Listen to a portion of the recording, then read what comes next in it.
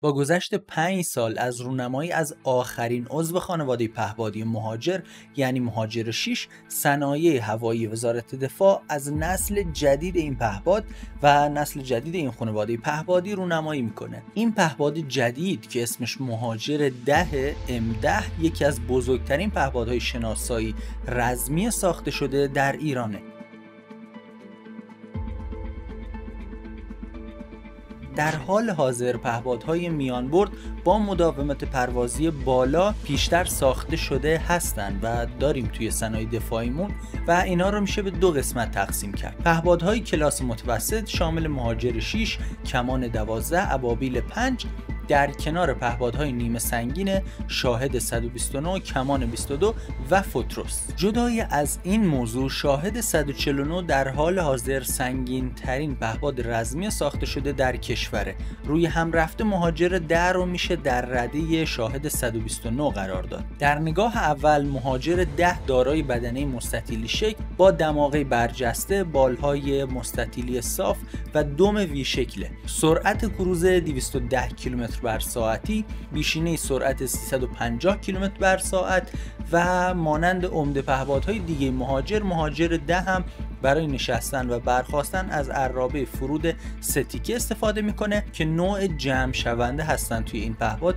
و زیر هر دوتا بال خودش 2 تا آویزگاه سلاح یا به عبارتی در مجموع 4 آویزگاه برای حمل محمولهای رزمی خودش داره و جرم حمل محمولش 300 کیلوگرم هستش و هر آویزگاه بسته به ابعاد و جرم سلاح مورد استفاده قادر به حمل 1 یا 2 یا 4 بمب یا موشک هستش. از جمله تسلیحات قابل حمل میشه به موشک تاپ اتک الماس با برد 8 کیلومتر اشاره کرد، موشک الماس 3، موشک های سری قاسم و قائم 114 با سر جنگی که هنوز مشخص نیست چند کیلوگرمه با برد تخمینی 10 کیلومتری، بمب های مینیاتوری هوشمند خانواده قائم، بمب های هواسرشی بالابان با برد 25 کیلومتر در کنار بمب های آرمان 1 و 2 و بمب های هدایت شونده خانواده یاسین اشاره کرد که اینها رو میتونه حمل کنه. البته همشون نه با هم دیگه، اینو خودتون قطعا میدونید. از قابلیت های احتمالی مهاجر 10 امکان نصب موشک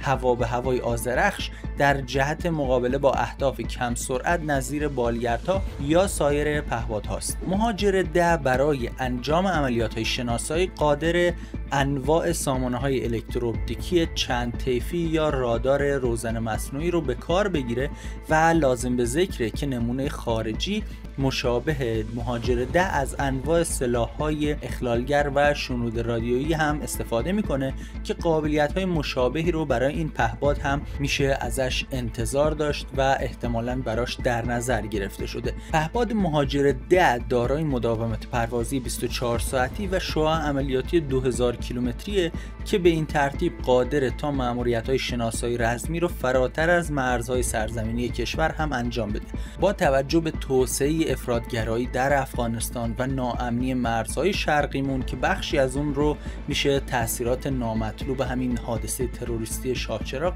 یا از این دست حوادث در نظر گرفت، این پهپاد توان نیروهای مسلح رو برای امنیت و کنترل مرزها بسیار بیشتر میکنه و در نهایت شاید براتون این سوال پیش بیاد که سر پهپادهای مهاجر 789 چی اومده که باید بگیم نمیدانیم و اطلاعی هم قطعا نداریم. خب اگر این برنامه براتون مفید بوده حتما نظراتتون رو برامون بنویسید و سابسکرایب شما کمک میکنه که محتوای بهتری براتون بتونیم تولید کنیم و خدا نگهدار شما.